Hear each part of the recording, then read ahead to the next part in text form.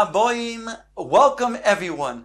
We're about to begin Be'ezras Hashem together on Dav Ches Amud Beis, starting with Dav Ches Amud Aleph, 7 lines from the bottom. We learned previously that the Bedikas Chametz is done with the Or Laner, with a candlelight, because the candlelight facilitates the Bedika most effectively. And therefore, when you use the candlelight, you're not going to be afraid that it's going to cause a fire and be distracted from making the Bedikas Chametz. You also are able to see in front of you, behind the light itself. Thirdly, the candlelight is stable, it doesn't flicker. And finally, the candle enables a person to make a Bedikas Chametz by searching out the charim and sdakim, the holes and the crevices that a person might have put chametz inside of. The Gemara then also explained to us there are certain places that one does not have to check for bedikas chametz, if these are places that are not machnisim boy chametz.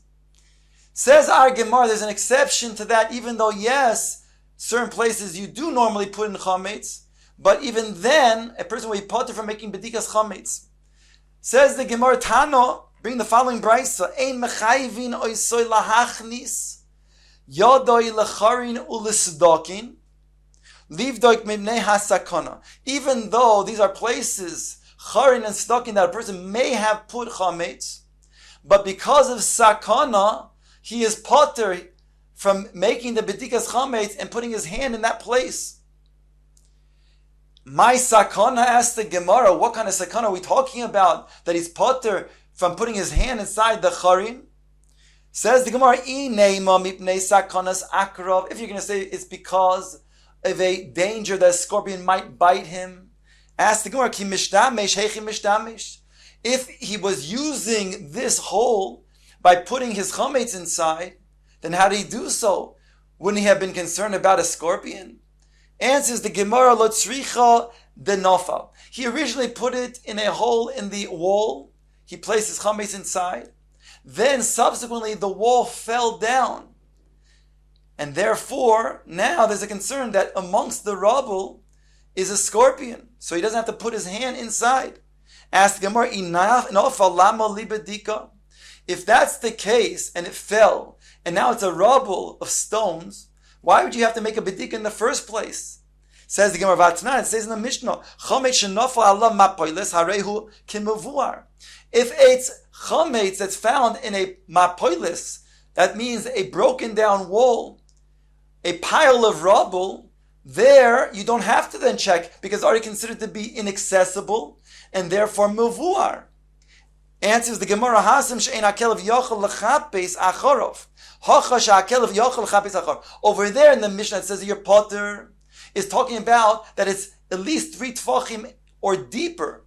Thereby the kelev, the dog, can even sniff out the potential chametz that is there. But over here we're talking about where it's less than 3 tfachim, and therefore you would have to make a bedika. Only here we're saying it's potter because of a sakana of an akrov. Ask the Gemara, Rabbi Yelazar, shluchei mitzvah ein nizoikin.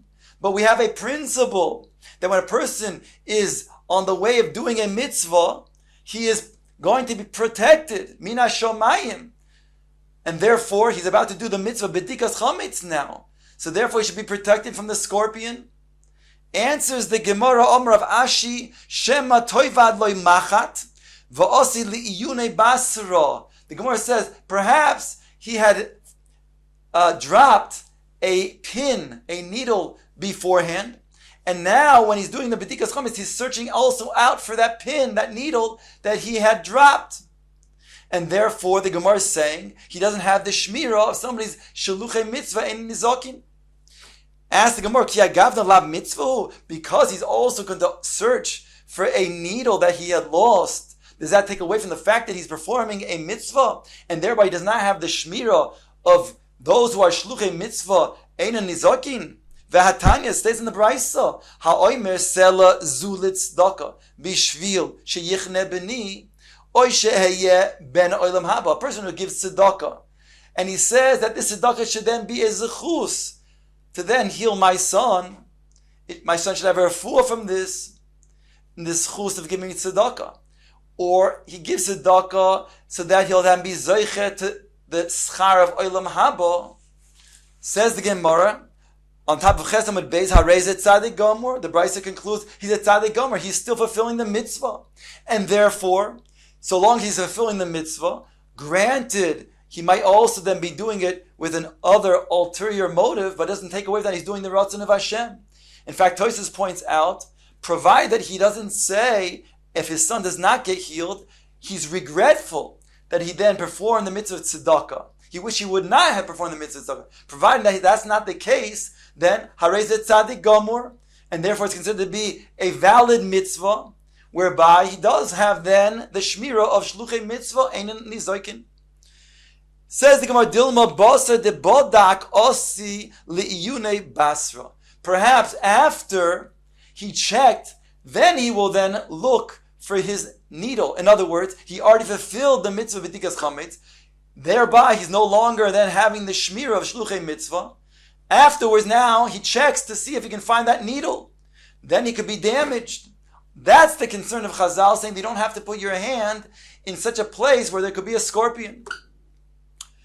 Another Mahalach explains the Gemara. Rav Nachem bar Yitzchak Omar, Mishum Sakonas Hanochin. The reason why he doesn't have to check from this area is because of Mibnei Sakana. What is the Sakana? Sakonas Hanochri. Explains the Gemara. Uplimihi Plimohu. This is the Shita of Plimoi. The Tanya, it says in the Brisa, Chor Shebein Yehudi La'armoi. If a person has a wall between him and a nochri, and in that wall is a thick wall where there's a hole between the two of them, so he's obligated, according to Tanakama, to go ahead and put his hand until as far as he can reach, and then mevatil whatever might be then the remainder, if there's chametz in the place where he cannot go ahead and reach. Plimo Omar, Plimo argues and he says, Kol atzmoy einoi boidek mibnei asakana. He doesn't have to check that hole at all because of a sakana. Explains the Gemara, my sakana. Inei masakana is kshofim. If you're going to say it's a sakana of kshofim, of sorcery, that means that the Nachri is going to then be suspecting you, the Jew, of doing sorcery.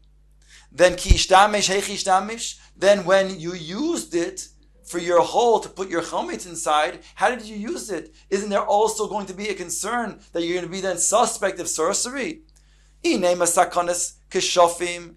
So the Gemara is asking, how can that be? Answers the Gemara, Hasam ki ishtamish yemama unahara v'lo masik adaite. There, when you used it for putting in your chometz, it was during the day when it was daylight. There was no suspicion, and therefore the Nachri did not have a concern that you were doing sorcery. But But here, when you're doing the bedikas chametz at night, whereby you're using a candlelight, then all of a sudden, when he sees you searching with a candle, he then is suspect that you're doing sorcery. So it comes out actually that you would have to do such a bedika, but only during the day. That means over daylight you'd have to check. But at night, with the nair, that Plimo is saying you would not do because of sakana. Ask the Gemara of Rabbi Elazar, shluchei mitzvah einin nizokin. But we have the principle that one is then doing mitzvah, is on the way to do a mitzvah. In this case, he's doing bedikas chametz, so he's not going to be then damaged. Whereby, why are we concerned about the Nachri who suspects him of kishuf? Answers the Gemara, Heicha de shchiach hezeke shani. When it comes to hezek, that is shchiach, it's different. The hainu, one does not have the regular shmira. HaKadosh Baruch Hu says, I want you to be mishtadil in your mitzvah, but I'm not going to change the orders of natural events. If you're going to put yourself in a makom sakana that's going to be shchiach, then you don't have a shmira. Shneimar says, Vayomer Shmuel, Eich Elech v'shoma Shmuel v'haragani. After Shmuel was told by HaKadosh Baruch Hu, and he sent to anoint David HaMelech, he says to Hashem, how can I go? Shaul is going to kill me. Vayomer, Hashem accepted this. Vayomer Hashem, Eglaz Bokar v'tikach b'yodecha. Go take an Egla of Bokar. So we see that indeed, if there's going to be a sakana that is shchiach, that is common, that is going to be then ready, then such a sakana one does not have a shmira. Says Gemara Vayter, boy minei me Rav. Rav was asked the following question: Hani b'nei beirav didairi bibago mahu. Those students of the Beis HaMedrash who live out there in the kfar, over there in the plains of the kfar, mahu, what is the din lemeisi kodma v'chashucha lebeit Rav? Can they come early, let's say early in the morning before dawn, when it's still dark? Or can they leave late in night after it becomes dark to the Beis HaMedrash? Now we had said that a person should always, la'olam, a person should leave when he goes on a journey when it's light, and he should arrive when it's light. Because there's mazikin, because there's all types of dangers. So here the question is, do these students who are going to learn Torah, do they have a shmira? Because we just learned, shluchei mitzvah ein nizakin. Or indeed, is this going to be a concern? That was the question that was posed to Rav. Omar Luhu, Rav said, Neisu alai va'al tzavari. Rav says, certainly they have a shmira. It could bring it upon me and any potential punishment on my neck. In other words, there's going to be a shmira. Certainly there's not going to be a concern of nizuk, of damage. Asked the students to Rav Nezel mai. But what about when they go? In other words, let's say after a day of learning, and now it's nighttime, and they go back to their homes. Now they're not going to the Beis HaMedrash to learn. They're returning from the Beis HaMedrash. Do they still have shmira? Answers Rav, Omar Lahu lo yadano. I don't know. Itmar, the Gemara brings a statement, Omar bi'aloza shluchei mitzvah einon nizoiking loy bahalichas and v'loy b'chazirason.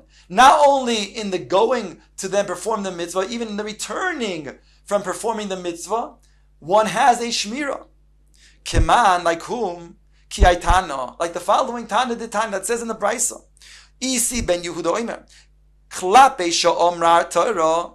Regard to what the Torah said, I'll read you the pasuk in its entirety.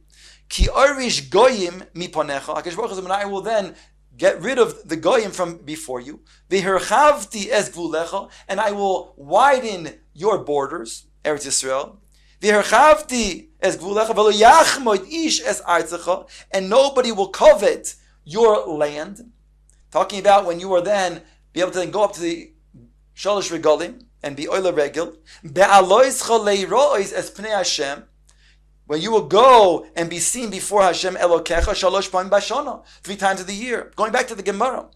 So the Gemara quotes this pasuk and says, V'lo yachmod ish es artzecha. Nobody, no man will then be choymed your land, meaning of the other nations. And therefore you don't have to be concerned about going up to Yerushalayim during the Shalosh Regalim, leaving your house unprotected. Melamed shetehei paroscha roya bi'ofar ve'in chaya mazikosa. It teaches over here, the Gemara that makes a drasha, the Brisa, that kilo yachmod ish etz arzecha, not only your land, but the additional es arzecha. Could have just said lo yachmod ish arzecha. The additional es arzecha come to teach me that your para will then graze openly in a meadow, and you don't have to be worried about a chaya damaging it.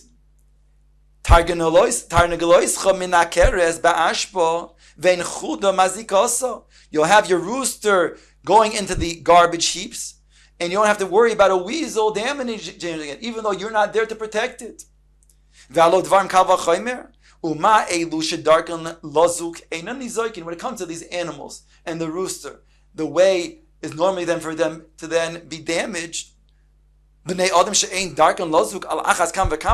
man who has more ability to protect himself, certainly he will not be damaged. So Gemara says, bringing the Brisa, the Brisa continues, I only know that's when he's going to perform the mitzvah of Aliyas HaRegel. Where do I know, however, when he's coming back? Talmud Loimar brings the pasuk, Upanisa v'haboker v'holachta lo alecha, that you will turn the next morning after bringing your offering to Hashem in the Beis HaMikdash, and you will then go to your houses, to your tents. So therefore, not only when you leave to do the mitzvah, when you come back and return from doing the mitzvah, you have a shmira, and you have shluchei mitzvah ein nizokim. Ask the Gemara if indeed we're learning over here that even when you return from doing a mitzvah, you're protected, then why do we have to learn that we're going to do the mitzvah? Kol shekain. Says the Gemara, you're right. The beginning of the pasuk is teaching me something else, like the Rabbi Ami. Dom Rabbi Ami, kol adam sheish lo karka oila l'regel, v'shein lo karka ein oila l'regel. That's why when the pasuk says, when it states v'lo yachman ish es artzecha, your land, it's coming to teach me only if you have land are you obligated to be oila l'regel. If you don't have land, you don't have the obligation. Says the Gemara. Weiter. Om Rabbi Avin bar Rav Ada Om Rabbi Yitzchok.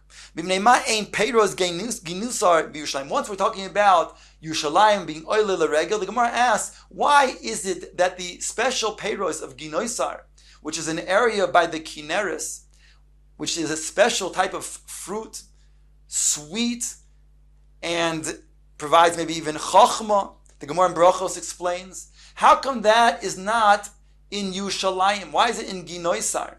Says the Gemara, that the people who are going up to Yerushalayim should not then say, if it was not for these peiros alone, it would be enough to go to Yerushalayim and Oile Regel. It would come out that there would be the impurity of the intentions of going up to Oile Regel. By similarly it states, Amar of Dostai, Rabbi Yonai, why were the hot springs not placed in Yerushalayim? Why are they in Tiberia? Says the Gemara, the same answer. If it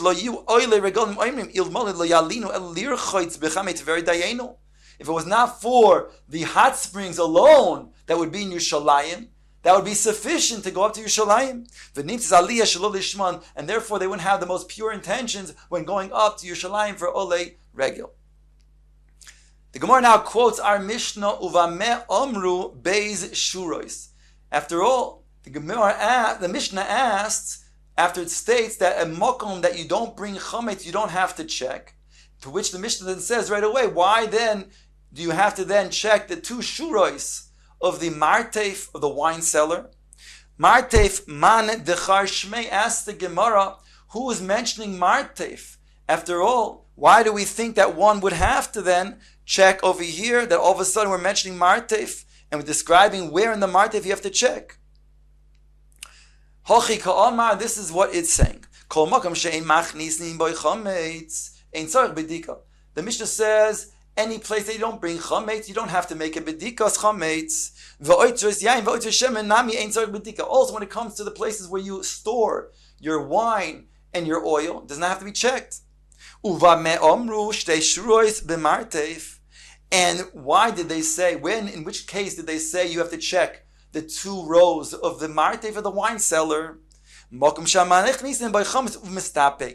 it's going to be those wine cellars that you do go in the middle of your meal to go ahead and refill the wine. Like we explained before, when a person is having a su'uda, a meal, and the shamish who is serving them at the meal, he eats bein levein while he's serving them. When they run out of wine, the servant will go down to the wine cellar. Perhaps he has a piece of bread in his hands and he would leave it in the wine cellar. Therefore, it has to be checked. And that's what the Mishnah is referring to. Now the Mishnah continues to bring Beis Shammai Shtei Shurois. Beis Shammai is the opinion two Shurois. The language of Beis Shammai in the Mishnah is as follows. Beis Shammai Oimrim Shtei Shuros al Pnei Kol HaMartef. Gemara comes to explain what does that mean. Al Pnei Kol HaMartef. Omer Rav Yehuda Shtei Shuros she'omru min ha'aretz v'ad shmei kaira. The opinion of Yehuda to explain Beis Shammai is that it's two shuros. Here it means from the ground to the top, the highest part of the beam. Dahainu, the way that Rav Yehuda explains the opinion of Beis Shammai, it means that if you have, let's say, chavios that are lined up high, 3 rows high, and let's say 5 rows back. So according to this, it means the first 3 rows high, and behind them, the second 3 rows of the Chaviyos, according to the opinion of Rabbi Yehuda and Beis Shammai. Rabbi Yochanan Omar, Shura Achaz Kmin Gam. No, Rabbi Yochanan learns differently. That Rabbi Shammai understands that the first row of 3 that's facing the entrance, plus the top layer of those 5, right? That means that the whole top layer plus the front layer is what needs to be checked. That's what we're concerned about when the shamish goes into the wine cellar during the course of the meal. Says the Gemara, Tani Kavase de Rabbi Yehuda, Tani Kavase de Rabbi Yochanan. We have a brisa like each opinion. Tani Kavase de Rabbi Yehuda. We have opinion like we have a brisa like Rabbi Yehuda. Again, that states that it refers to the first 2 rows. That means the first 3 plus behind it the other 3 chaviyos. Beis Shammai omim shtei shuros al pnei kol hamartef ushtei shuros she'omru min haaretz v'ad shmei kara. So it means that when it says the 2 shuros on pnei kol hamartef, it means the layer that's facing the entrance, those first 3 chaviyos, and again behind that layer of another 3 chaviyos, from the bottom to the top. Tani Kavasi Rabbi Yochanan, shtei shuros al pnei kol hamartef chitzoyna roya es haPesach ve'elyoyna roya es haKara. According to Rabbi Yochanan, the brisa states like this: that what does it mean? Shtei shuros al pnei hamartef. That means the chitzoyna, you see the Pesach. It means that the first 3 that is facing the entranceway, plus the top layer, is what that's facing the ceiling, is what needs to be checked. Shelifnim heimena v'shelamata heimena ein tzarich b'dika, and that which is inside of it or underneath those chavis would not have to be checked. So those are the 2 different understandings of Beis Shammai. Now the Gemara will explain the sheet of Beis Hillel. Beis Hillel oimim shtei shuros hachitzoynos shehin ha'elyonos. Beis Hillel in the Mishnah says there are 2 shuros that are outer shuros that are also, he says, on the upper. So explains the Gemara with 2 different understandings here. Omar Rav, Elyoina v'shelamata heimena. It means the top one. So again, we're talking about when it's 3 chaviyos, and it has 3 chaviyos, and it has 5, the depths of 5. So it's 15 altogether. 3, 3, 3, 3, and 3. So he explains, according to Rav, the opinion of Beis Hillel is Elyoina v'shelamata heimena. That means the first 2 facing the entrance, the top and the second row of chaviyos. Ushmuel Omar Elyoina v'shelifnim heimena. Shmuel says it's the top one, but also the one behind it. That means the first row of the 3, plus the one behind it, that's just going to be on the top. That is going to be the opinion of Beis Hillel. Says the Gemara, my taimo de Rav. What's the reason why Rav says that it's going to be the first 2 of the 3 that is facing the entrance? Daik chitzoynos, because he's medaik the outer ones. I v'ha elyonis ktani, but it states the upper. Says the Gemara, li mu'ute tatoy de tat yosa. It comes to exclude the bottom of the bottom, and therefore only the top 2 and not the ones beneath. Ushmuel Omar elyoino v'shelifnim heimeno. Shmuel said that it's the elyoino, the top one, v'lifnim. That means the top one, the top layer of the 3 chaviyos, the top, plus behind it. My timer, what's his reasoning? Because Daik Elyonis, he is Daik the second part of the language of Beis Hillel, the Elyonos, so it's the top.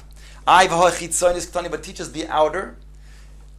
Lemu'ute gavyose de gavyose, it comes to exclude those rows that are behind, the ones that are in fact behind, and innermost are going to be excluded. So therefore, it's only going to be the top, and then the one behind it, but not the ones that are more inner than that. Reb Chia Tani Kavosei de Rav. Reb Chia taught like the way Rav explains Beis Hillel. That means the way that we explain, it's going to be the first two that's in front of you when you enter the wine cellar. Ukulu Tanoi Tanu Kavosei de Shmuel. And all the others taught like Shmuel, who explains that it's going to be the top and the one behind it. The Hilchas HaKavosei de Shmuel, and the Gemara concludes in our version over here that the halacha is indeed like Shmuel.